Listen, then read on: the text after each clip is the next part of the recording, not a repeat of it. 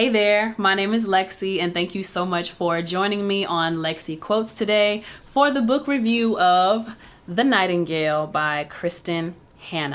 If you are interested in hearing my thoughts on this read, then please stay tuned.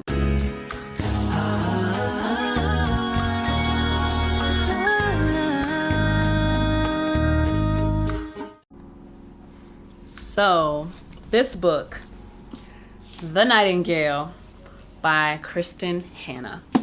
I've actually never heard of this author before, and I found this book in one of those free little libraries, which they're kind of just like all over the city, and it's in like a big, well, a decent sized little wooden box, and usually around parks or in neighborhoods, and basically just a way of encouraging people to read and encouraging people to share their books.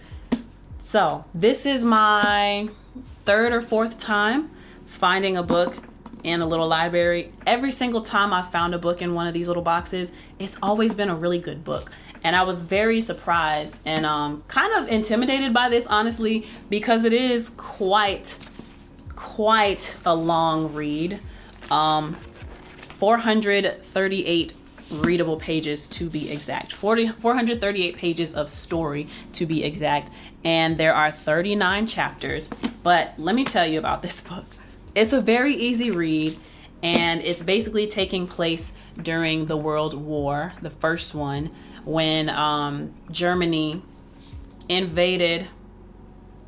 I don't know the historical context exactly, but basically Germany was invading a lot of European countries during the World War. And one of the countries they invaded and took control of was France, which is where this story is taking place. It's following a character, Isabelle Rosenau, and her sister, Vianne Rosenau, and her father, Juliet. He's a lesser, not lesser involved, but he's not written about as much. But this is like our core perspectives of the book. The core perspective of the book is Isabelle Rosenau and Vianne Rosenau. They're both sisters, and their mother has passed away. Spoilers if you haven't read the book. Their mother has passed away, and they were to live with their father. However, before their mother passed away, their father went off to fight in another war. He came back very different. He came back more distant. He came back drinking more. And he wasn't the father that they wanted. He wasn't the father that they wanted back. He became something completely different. And then their mother died, and both girls felt like they were left alone, like, you know. And there's this underlying tension between the sisters, Vianne and Isabelle, because of the fact that Vianne found love in her husband, Antoine, after the mother passed away. But Isabelle was sent off to a bunch of different boarding schools, and basically their father, he was not an active, present father because of the war. And then the death of his wife, he just did not really step up as an active father. And that's like an underlying theme that works really well and pulls at the heartstrings towards the end of this book, because at the end, the father actually ends up sacrificing himself to show his love of his daughters. And he finally fesses up, like, you know, he apologizes. I wish I was the father that you girls deserved, but I can probably put this book down by now. I wish I was the father that you girls deserved, but I just was not there. So now let me prove it in my death, basically, that I loved you. And I want you to know before I go that I loved you. And so, very touching story. So basically, The Nightingale, spoiler alert, it's Isabelle. She's a very rebellious girl. She's very headstrong. She's very impulsive. And these pillars of her personality are set up early in the story, because we're told that she's been kicked out of so many boarding schools, and she's traveled all the way across Paris to be with her father, but he just keeps sending her off to different schools. And, you know, there's that underlying tone of never being accepted, excuse me, by her own father, and never really expecting to find love or whatever, or be into guys or whatever. Obviously, I need some water. Excuse me. So yeah, that impulsive characteristic plays a part in this story and how she becomes the Nightingale. because the war starts to hit France, and she's very much against it, obviously. The German soldiers start to take over. What happened? How did she end up with her sister? Her dad basically sent her away a final time when the war started in an attempt to keep her safe. You know, go live with your sister, Vianne, who is in Le Jardin. I don't know how to pronounce the French yet. Side note, because of this book, I haven't started yet, but because of this book, I was inspired to go buy Merriam-Webster's Pocket French English Dictionary, because they speak French in this book, but it's all in English. But there are certain phrases that they say in French, and I just wanted to know how to pronounce it and what they're saying. And French is a very beautiful language. It's a sexy language, so eventually I'll get the pronunciation of that. So yeah, the dad sends her off to live with her sister Vianne in this home that they've had, and it's kind of like a sore thing for Vianne as well, because she's never felt close to her sister. Both girls, they both feel like, we should have been closer as sisters especially after the death of our mother, but they each pretty much went their separate ways. And Vianne at first treats Isabelle as if she is kind of a burden, and it's like, please, Vianne, don't be a hothead. Don't be so quick to be impulsive around these soldiers, because what happens is there is a soldier that gets billeted at Vianne's house. Since their house is so close to the airfield, it's prime real estate for these soldiers. Luckily, Beck is the soldier that gets billeted at their home. He's actually a really decent guy, and you can tell throughout the book that he doesn't like the things that are coming about from this war, and he very much wants to be back home with his family. And this book spans over years of the war, and we just kind of continuously see the different challenges and the different declines in the characters. The imagery, like, this is a great read. It's very easy, but the imagery that is painted by the words written in this book is really amazing. And even though it's 438 pages, like, it doesn't even feel like it. It took me less than a month to read this, maybe a month and a half, but it did not take that much time at all. If you just sit down and give 20-30 minutes a day, the chapters are not very long. And if they are a bit longer, there are nice little breaks in between the chapters to make it feel like it's going right along. I didn't feel like there were any unnecessary details in the book, and it's such a captivating story. And it allowed my imagination to see this like a movie, right? Like the imagery that was just painted through these words is just so amazing. And I couldn't put it down. And hopefully you pick up this book and you read it for yourself and you have the same kind of feelings. This is very much worth the read, but it does a really good job of pacing the story very well and giving us the details that we need without being too fluffy, and showing us the characteristics that are going to be important for how the story plays out later on. So Isabelle is very hot-headed. So she ends up, she doesn't say anything to get themselves in trouble with the German that is billeting at the house, at the home. She does her part, but she does end up, she's not the kind of person that wants to just sit and let the war happen and will wait for the men to protect us, right? She's very much someone who wants to be involved. And she figures, my sister shouldn't care, my father shouldn't care, because they've never really wanted me around anyway. I want to do something that matters, that means something. So she starts to run these secret news publications for the resistance in France that is helping to, it starts as these publications, and then as America enters the war, they have these pilots who are doing bombings, but of course the Germans are shooting them down. So they start to, the French resistance, they start to they go find and they house these airmen, and the mission becomes get them to the consulate in Spain. Consulate? Ambassador? No, what's the word I'm looking for? Embassy. So once these soldiers are fallen in France, we hide them, we feed them, we give them new clothes so they can blend in, and then we're taking them to the embassy.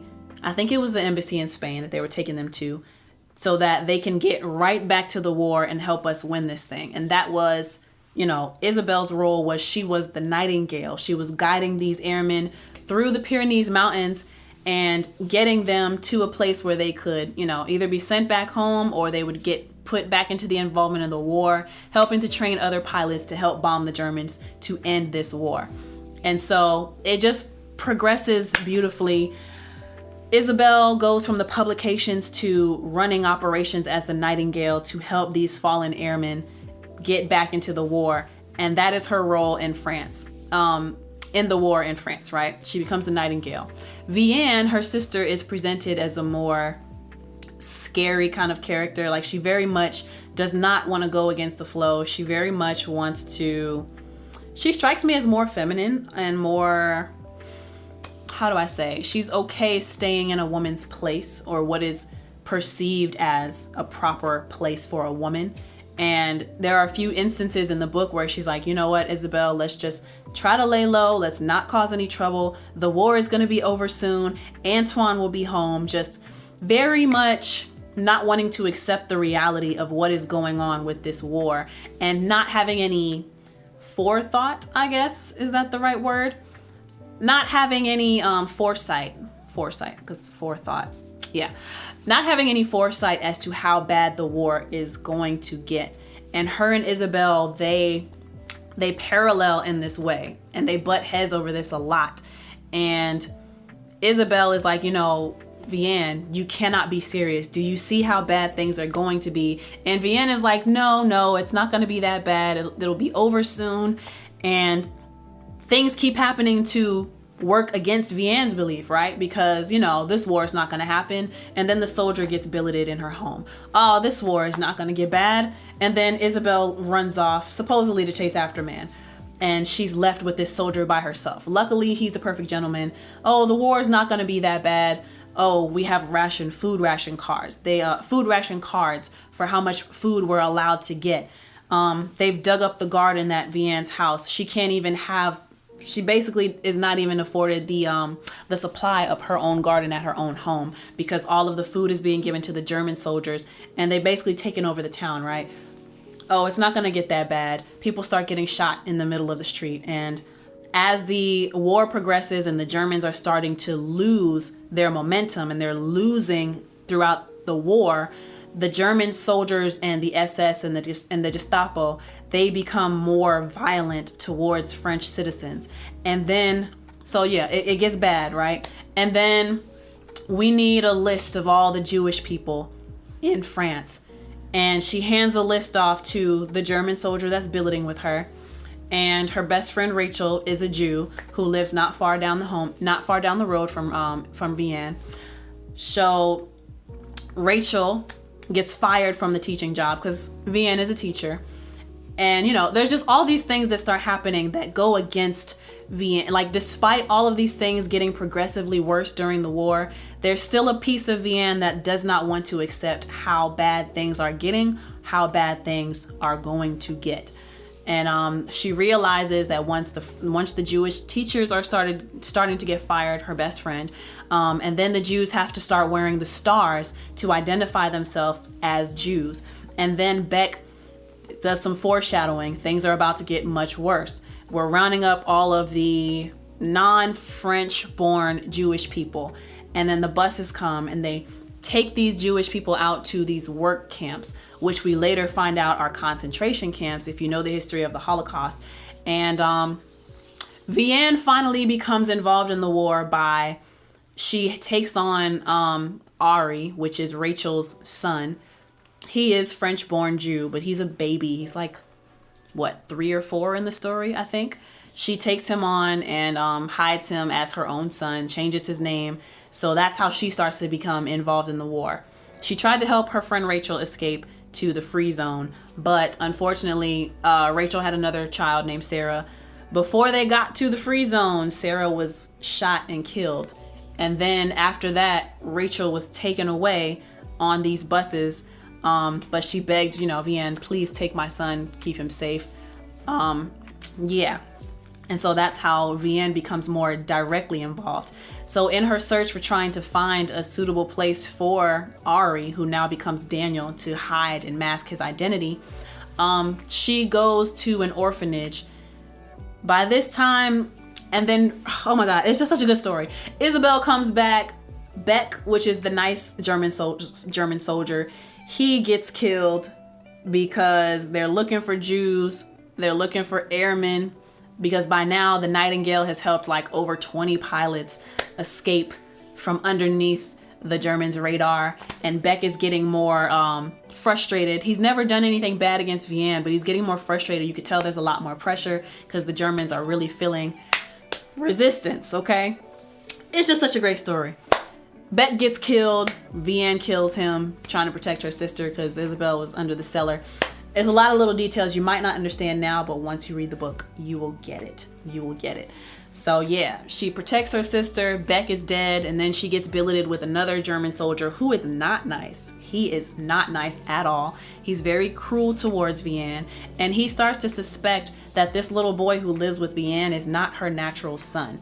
And so there's a point where I can't say the R word on YouTube because everybody's so gosh darn sensitive.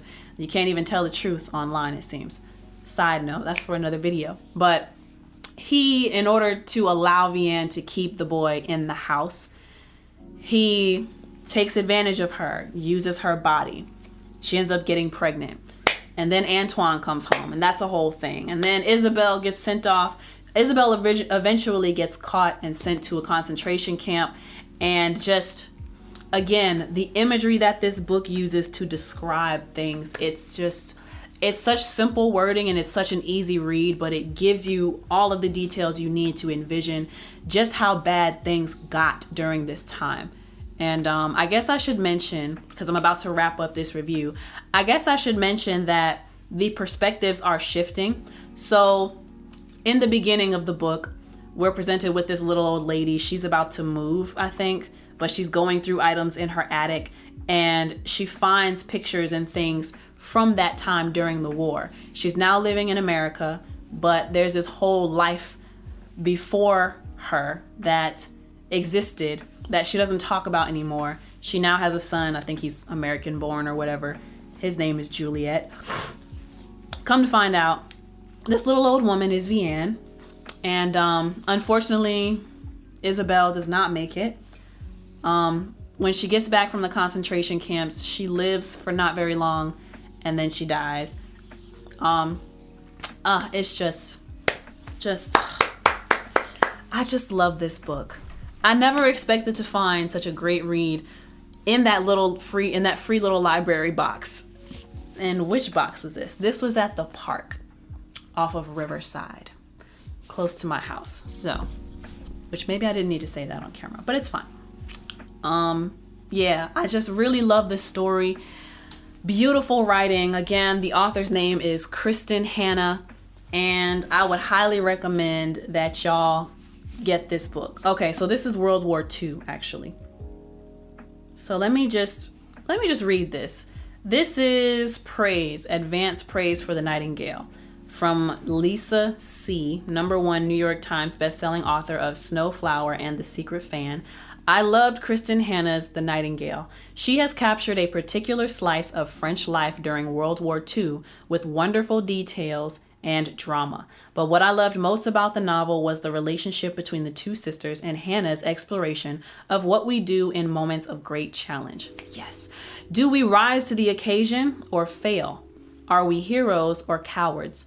Are we loyal to the people we love most, or do we betray them? Hannah explores these questions with probing finesse and great heart.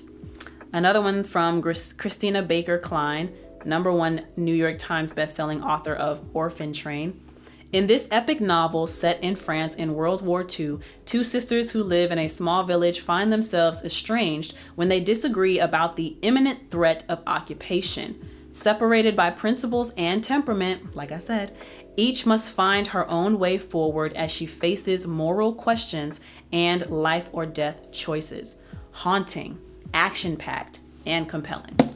And I agree with all of that. There are 3 others, but you just have to read it. You just gotta be there for yourself. It's a great book.